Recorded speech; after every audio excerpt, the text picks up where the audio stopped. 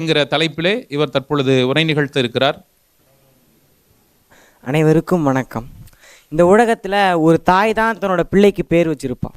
ஆனால் ஒரு பிள்ளை தன்னோட தாய்க்கு பேர் வச்ச நிகழ்வு இந்த உலக வரலாற்றில் எங்கேயாவது உண்டா? உண்டு. பெயர் வச்ச மகன் பேரறிஞர் அண்ணா.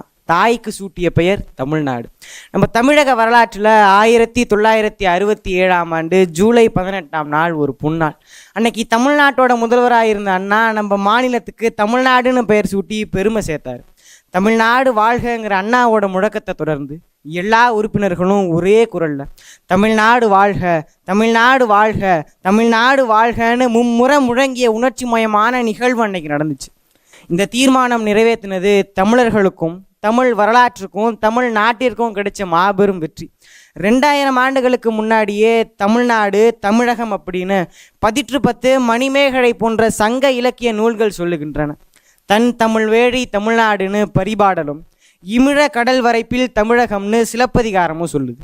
முன்னாடி நடந்த ஒரு வரலாற்று சம்பவத்தை அங்கே நினைவு கூறணும். 1938 மறைமலையடிகள் இந்தி எதிர்ப்பு மாநாடு நடத்தினாங்க.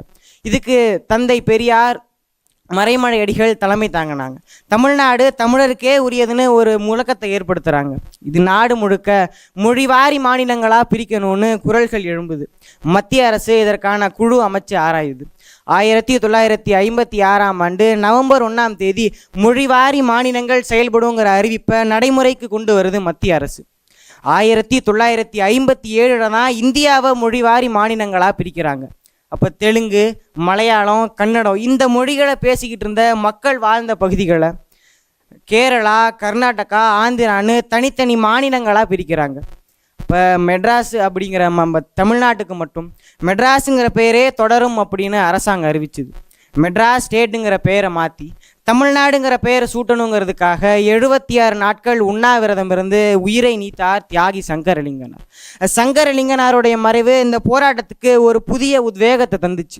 அப்புறம் தமிழ்நாடுன்னு பேர் வச்சா அது உங்களுக்கு சோறு போடுமா, துணி கொடுக்குமான்னா வடநாட்டு எம்பிக்கள் ஏளனமாக பேசியப்ப சொழல் வள்ளன் சோர்வுல நஞ்சான் அவனை இகழ்வள்ளல் யாருக்கும் அரிது என்ற வள்ளுவரோட குரலுக்கு ஏற்ப மத்திய பிரதேஷ், உத்தரப்பிரதேஷ் போன்ற பெயர்கள் உங்களுக்கு என்ன கொடுக்குமோ அதையெல்லாம் தமிழ்நாடுங்கிற பெயர் எங்களுக்கு கொடுக்கும்னு சொற்களாலேயே சாட்டையடி கொடுத்தவர் நம்ம அண்ணா.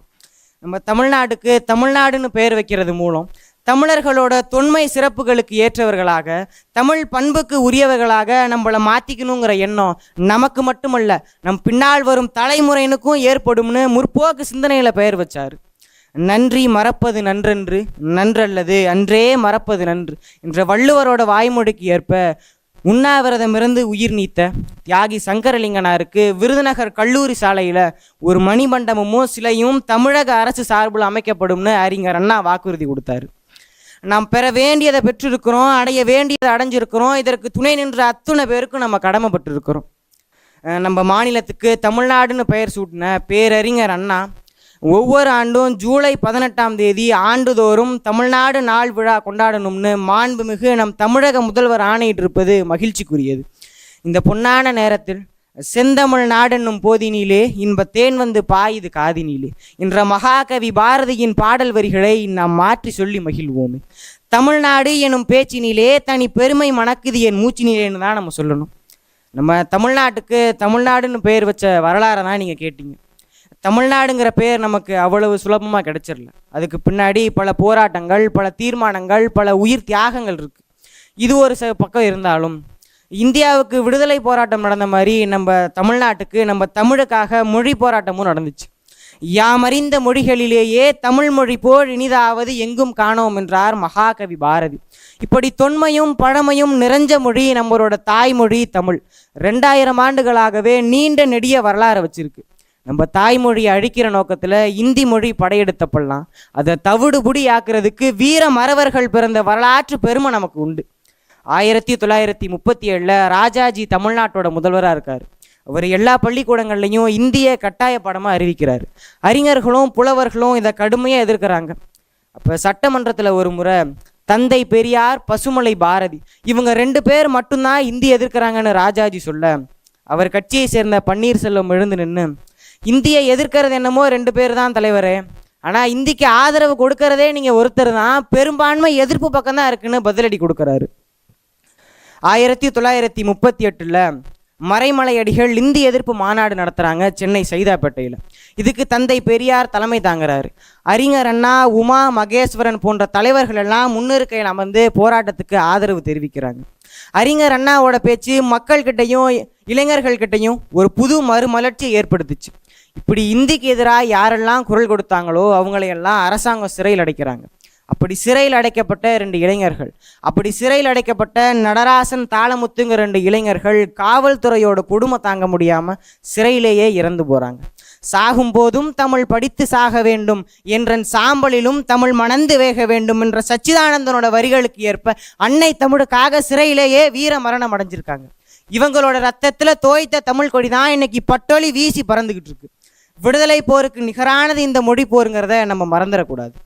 1946 2ஆம் கட்ட மொழி போர் தொடங்குது. அப்போ லால் பகதூர் சாஸ்திரி மத்திய அமைச்சராக இருக்கார்.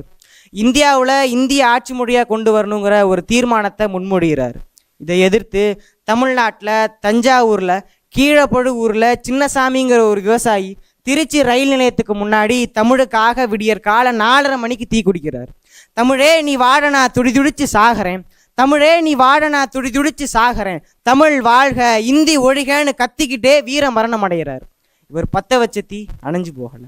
இவர் பற்ற வச்ச தீ நாடு முழுக்க பற்றி எரியுது. அங்கங்கே போராட்டங்கள் நடக்குது. போராட்ட தலைவர்கள் எல்லாம் சிறையில் அடைக்கிறாங்க. நூற்றுக்கணக்கான, ஆயிரக்கணக்கான, லட்சக்கணக்கான இளைஞர்கள் களத்தில் இறங்கி போராடுறாங்க. அரசாங்கத்தால் ஒன்றுமே பண்ண முடியல. அன்னைக்கு தமிழ்நாட்டில் இந்திய தடை செஞ்சாங்க.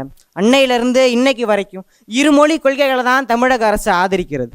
போற்றுவார் போற்றட்டும், புழுதி வாரி தூற்றுவார் தூற்றட்டும், தொடர்ந்து சொல்வேன் ஏற்றதொரு கருத்தை எனதுள்ளம் என்றால் எடுத்துரைப்பேன், எவர் வரினும் நில்லேன் நஞ்சேன் என்ற கண்ணதாசனோட பொன்மொழிக்கு ஏற்ப இந்திய திணிக்கிற ஒன்றிய அரசுக்கு அடிபணியாமல் பிடரிசில் இருக்கும் சிங்கமாக கம்பீரமாக நிற்கிறது தமிழக அரசு. எங்கும் தமிழ், எதிலும் தமிழ், வாழ்க தமிழ், வளர்க தமிழ், வெல்க தமிழ் என்று கூறி எனக்கு பேச வாய்ப்பளித்த நாமக்கல் தமிழ் சங்கத்திற்கு என் நெஞ்சார்ந்த நன்றிகளை தெரிவித்துக் கொண்டு விடைபெறுகிறேன். நன்றி, வணக்கம். மாணவர் ஜீவகணி அவர்களுக்கு நாமக்கல் தமிழ்ச்சங்கத்தின் சார்பான பாராட்டு சான்றிதழை தலைவர் அவர்கள் வழங்கி பெருமை சேர்ப்பார்கள். அவருக்கு நல்லாடை அணிவித்து